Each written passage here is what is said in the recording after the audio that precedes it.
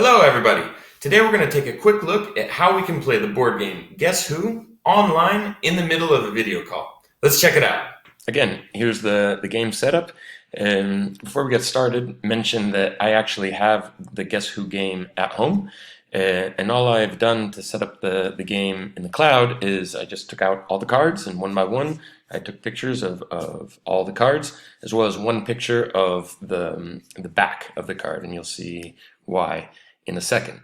I just cropped the pictures up, uploaded them to my Google Drive, and from Google Drive inserted them into a Google Slides presentation.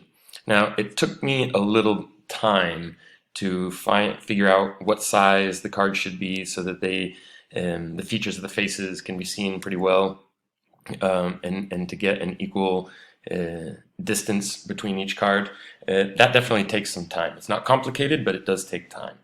And what I did was I've inserted all the cards here, and you'll see that if we move one, there's that back of the card underneath each one of these pictures, and that's because as we play and the characters disappear, you'll just see that how many characters have disappeared, right? So to play the game, we're in class in a video call, and again, all I do is I just share my screen. I have this slides presentation already loaded. Different with other games, we can't present, because if we present, we won't be able to eliminate some of these pictures and interact with the elements as we play. So we just kind of need to leave it just like this.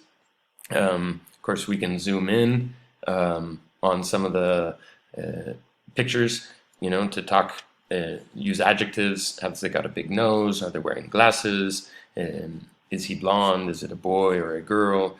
And we just kind of practice all these questions, and then we'll start playing. I tell the students that I'm thinking of a person, and we just work on grammar points, and by them asking me questions and me answering. Is it a boy or a girl? It is a girl. So I would eliminate all the boys. We can do that one by one, or we can select more than one, and in one go, just eliminate as many of those as possible. Is she wearing a hat? No, she isn't. So we would eliminate Maria and Sarah.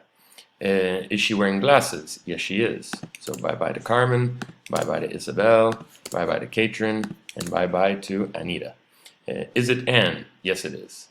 And we've just played an entire game of Guess Who in the cloud. No special platform needed.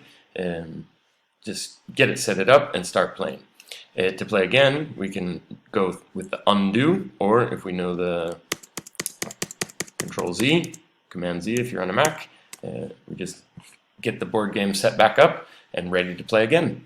The students can think of a character themselves if they like, and we can all ask certain student questions to have them answering those questions.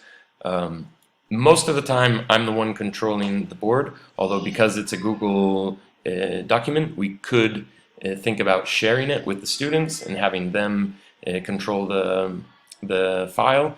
There's lots of different ways to go about playing, and this is the way I'm doing it for the moment, and it really works. It gets students engaged. They love playing.